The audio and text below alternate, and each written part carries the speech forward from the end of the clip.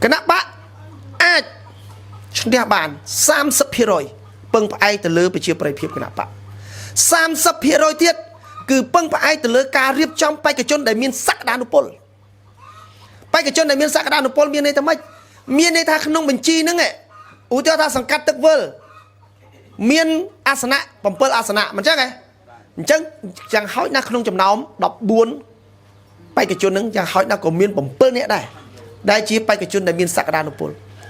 បេក្ខជនដែលមានសក្តានុពលមានន័យថាម៉េចមិនបេក្ខជនចាប់ដាក់ទេមិនបេក្ខជនគៀកថ្ងៃឲ្យបានរោមានខ្លួនឯងមានតែម្នាក់ឲ្យបានទៅប្រមូលបានណាគ្រប់ហ៎ខ្ញុំបានណាដាក់ប្រពន្ធខ្ញុំខ្លះទៅដាក់ក្មួយខ្ញុំខ្លះទៅដាក់ពូខ្ញុំខ្លះទៅហើយដល់ពេលចុងក្រោយធ្វើកិច្ចការងារតែម្នាក់ឯងអានឹងគេមិនហៅថាបេក្ខជនដែលមានសក្តានុពលទេ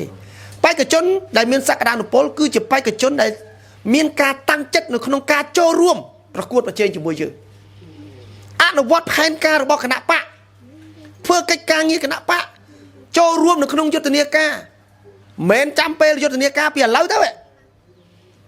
អាហ្នឹងបានហៅថាបេក្ខជនដែលមានសក្តានុពលមានការតាំងចិត្តមានការស្មោះត្រង់ជាមួយនឹងក្រុម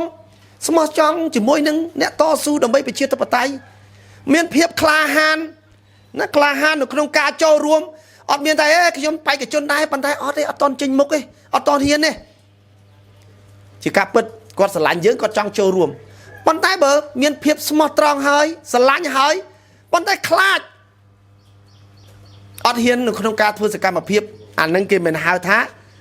បេក្ខជនដែលមានសក្តានុពលទេមើលបំណាំគ្នាថាអូអានេះមេត្រូវទៅធ្វើការទៅ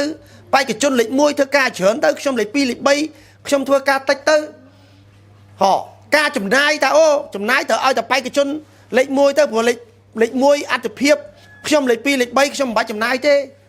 អានឹងអត់អាចទៅរួចបានទេត្រូវតែមានការលះបង់នៅក្នុងការចូលរួមលះបង់ទាំងធនធានលះបង់ទាំងពេលវេលាទៀតហៅមកប្រជុំហៅមកបដោះបដាលហៅមកពង្រឹងសមត្ថភាពលេងមកតែបេក្ខជន4-10នាក់ស្រាប់មកឃើញ3នាក់ចុះអ្នកផ្សេងទៀតថាអូរវល់អ្នកមួយចំនួនរវល់ទៅអ្នកចំនួនទៅឆ្ងាយទៅអ្នកចំនួនថាមួយចំនួនខ្លាចទៅអានឹងមិនអាចចាត់ទុកជាបេក្ខជនដែលមានសក្តានុពលទេអញ្ចឹងបេក្ខជនដែលមានសក្តានុពល 30% នៃការឈ្នះខ្ញុំចង់សម្ដៅទៅលើបញ្ជីនៃបេក្ខជនដែលរៀបចំទៅសុទ្ធតែជាមនុស្សដែលមានភាពស្មោះត្រង់សុទ្ធតែជាមនុស្សដែលជាបេក្ខជនដែលមានភាពក្លាហាននៅក្នុងការចូលរួមប្រកួតប្រជែងហើយសុទ្ធតែជាបុគ្គលដែលជាបេក្ខជនដែលមានការលះបង់ទាំងពេលវេលាទាំងធនធាន